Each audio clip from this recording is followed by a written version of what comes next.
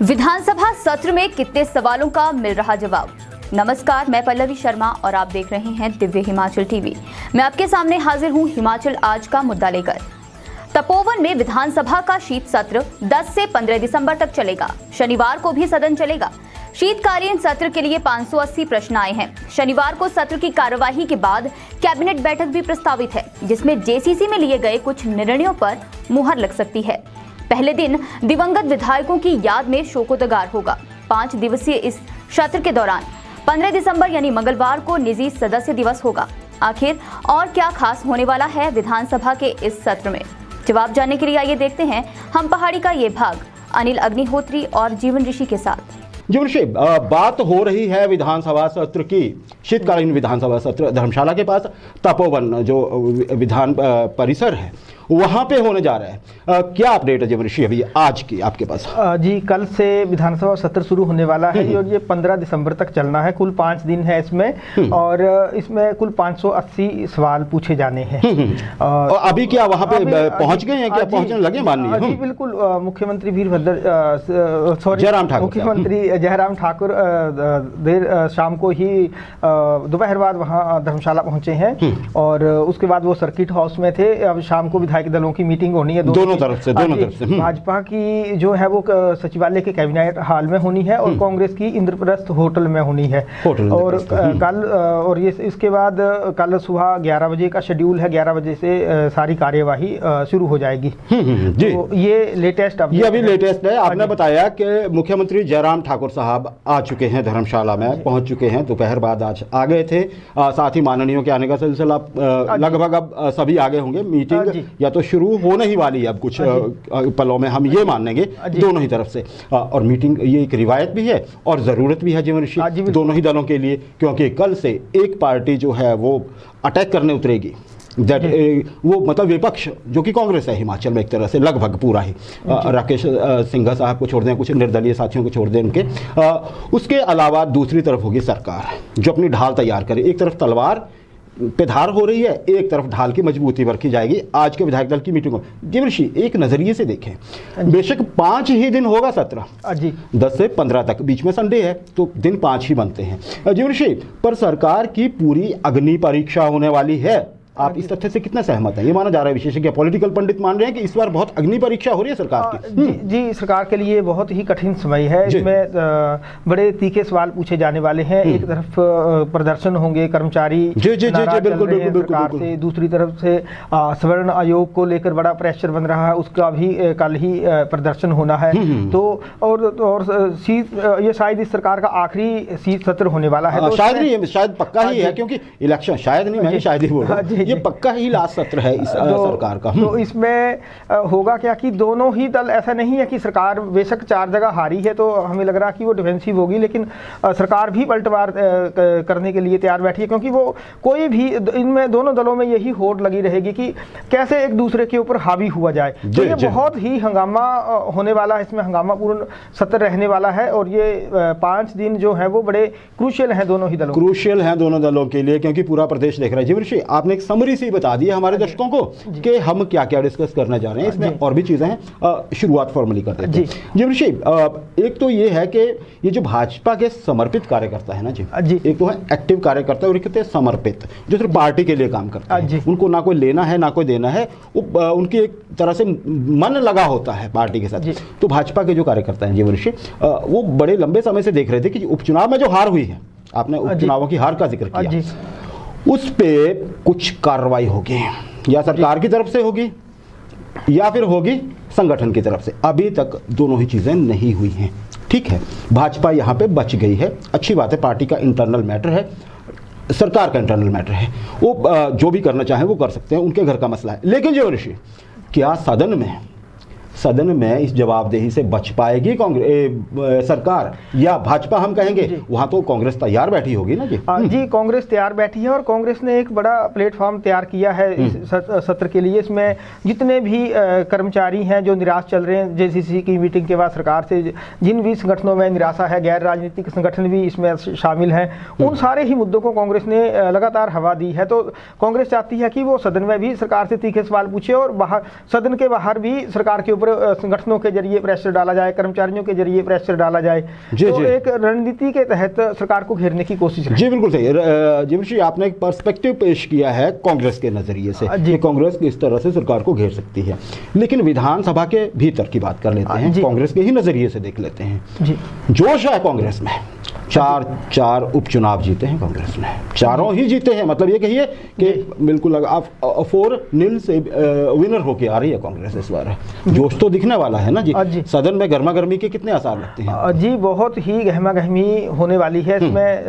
500 सवाल आपने बताया। 500 ठीक है, कुछ पक्ष के लोगों के भी होंगे, लेकिन विपक्ष के सवाल भी तीखे होने वाले हैं। 580 सवाल है जो पूछे गए हैं, और इनके ज्यादातर के तो लोग भी चाहेंगे और जिन्होंने सवाल किए वो भी चाहेंगे कि इनके जवाब मिले।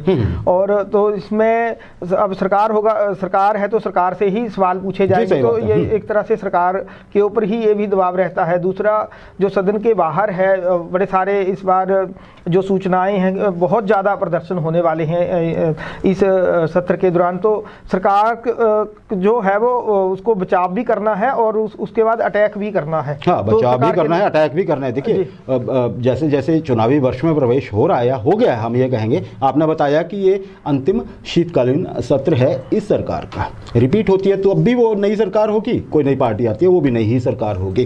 तो 5 साल का टर्म जो पूरा होने वाला उससे पहले ये अंतिम वो है। जिमशी, आपने जैसे ये कहा कि एक तरह से आपने पर्सपेक्टिव दिया, मैं ये कहूँगा, आपने कर्मचारियों की बात की थी शुरू में कि कर्मचारियों का भी दबाव रहने वाला है। जीवनश्री, कर्मचारियों का दबाव सच में ही उनकी तरफ से नोटिस आ गए हैं या उन्होंने सारा घोषणा, एक प्लान चला हुआ है पूरा कर्मचारी और सवर्ण आयोग का आपने बात की। सवर्ण आयोग का तो चलिए है, वो तो कल से ही शायद हमें देखने को मिल जाएगा कि क्या होता है, उसको भी देखना बड़ा इंटरेस्टिंग रहने वाला है कल कि कैसे सरकार निपटती है उन लोगों से। दूसरी बात जीवनश्री कर्मचारियों की है। बोलने वाले ये बोल रहे हैं, बड़ा एक सोशल मीडिया पे भी कहा जा रहा है और वैसे कि सरकार का हाल हो गया है कुंजू चंचलों वाली चंचलों का, कि कपड़े धुआं छम छम रोआं, कपड़े भी धोए रोना भी पड़ रहा है। कैसे?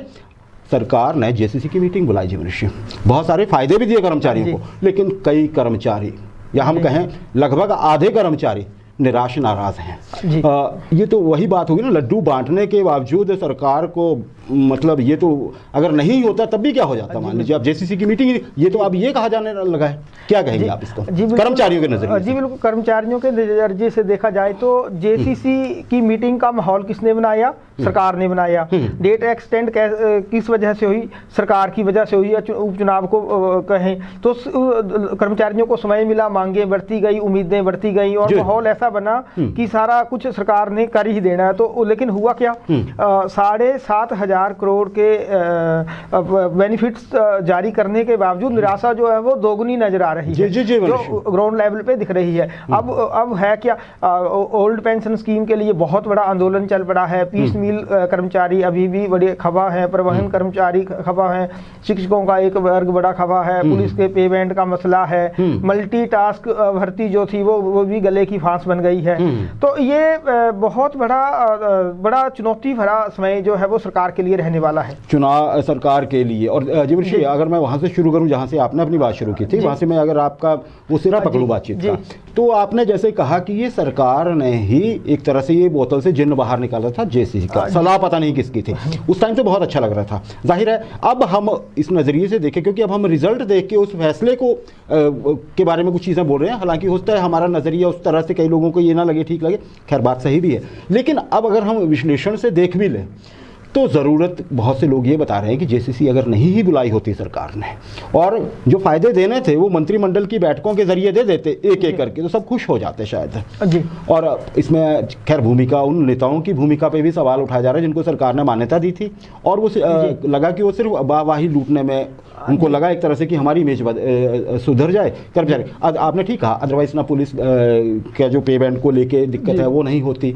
या अब एनपीएस का जो आंदोलन परसों के लिए प्रस्तावित है, और एनपीएस तो ऐसा है जिसमें हर विभाग के कर्मचारी आते हैं जो 2004 के बाद या उसके दौरान लगे हैं, जिनको पेंशन नहीं मिलती है पुराने नजरिए से, उनको कंट्रीब्यूट करना पड़ता है। ये वो बड़े आंदोलन करने के लिए तैयार बैठे हुए हैं। आपने बाकी लोगों की आउटसोर्स के कर्मचारी हैं, होम गार्ड्स हैं और भी बहुत सारे कर्मचारी हैं। जैसे हमने कल बात की थी, लाइब्रेरियन चाहते हैं कि बैच वाइज आधार पर भर्ती हो। हमने एक वो जो हमारी एक दर्शक हैं उनका भी हमने जिक्र किया था, वो टिक्का साहब से कर रही थी बात।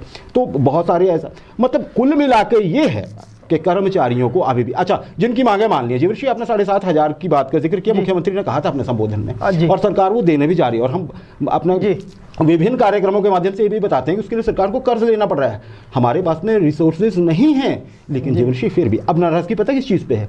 इस चीज़ पे भी नाराजगी है कर्मचारियों को कि आपने वादा तो कर दिया, उसको निभाएंगे कब?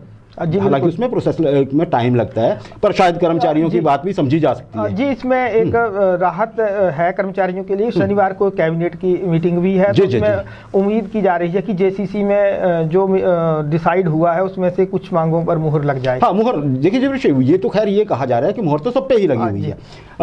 मुहर क्या, जब मुख्यमंत्री ने जेसीसी की मीटिंग में घोषणा कर दी है तो बात तो हो ही गई है। बात है सिर्फ वो जो मिनट्स हैं, जो इसमें लीगैलिटीज हैं या जो फॉर्मेलिटीज हैं जो होनी ही होती हैं, उस पर थोड़ा शायद देर लग रही है। लेकिन अब कर्मचारियों का ये चीज़ कही है कि हर कोई ये चाहता है कि हमारी बात सुनी जाए और जल्दी कहा जाए। खैर कर्मचारियों की बात को भी हम मान सकते हैं। कई पड़ोसी राज्यों में या सेंटर की तरफ से, जैसे एक आप छठे पे कमीशन की ही बात कर लीजिए, लाभ मिल चुके हैं। यहाँ पे यही डिसाइड नहीं है कि वो कब से मिलने हैं, कितने मिलने हैं, कैसे मिलने हैं, तो कर्मचारियों की बात भी समझ सकते हैं। तो जय ऋषि, कर्मचारियों ने भी एक तरह से, जिनके लिए सरकार ने अपनी तरफ से पूरी कोशिश की थी कि हम इनको खुश कर लेते हैं, वो परेशानी पैदा हो गई है।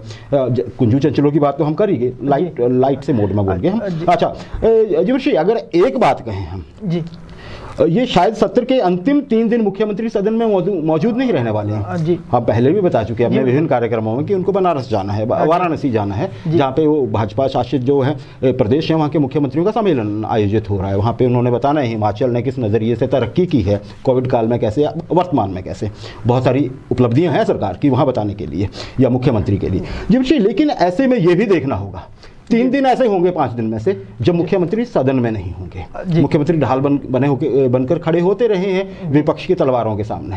अब देखना ये होगा कि कौन नेता अंदर जिम्मेदारी संभालेगा, क्यों पूरे प्रदेश की नजरें लगी हुई हैं आप पे। जी सही बात है। और आज इस बार तो मौका है भाई, पहले तो ये होता था ना कि मुख्यमंत्री चलिए नहीं है किसी वजह से, अब तो सबको पता है 3 दिन मुख्यमंत्री नहीं होने वाले, विपक्ष और आक्रामक होगा।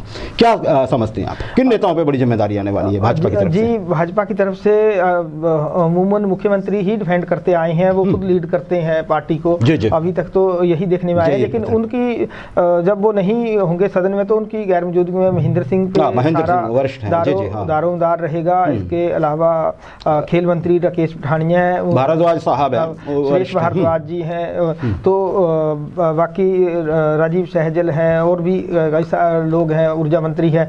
लेकिन जो माहौल मुखिया के रहने से होता है वो उनकी एब्सेंस में शायद वो उस तरह से माहौल पार्टी या भाजपा को बनाना जो है वो बड़ा कठिन रहने वाला है। या एक और नजरिया है जीवनश्री, अगर हम इसको पॉजिटिव एक पॉइंट ऑफ व्यू के साथ देखें तो कुछ नेताओं के पास, भाजपा के जो सरकार में हैं, उनके पास एक मौका रहेगा अपनी छवि सुधारने का या अपनी पोटेंशियल दिखाने का जनता को कि मुख्यमंत्री नहीं है, हम में भी बहुत पोटेंशियल है। तो एक मौका हम अगर पॉजिटिव तरीके से देखें तो ये है। हाँ, लेकिन ये है काम मुश्किल होने वाला है, विपक्ष पूरी तरह से तैयार है।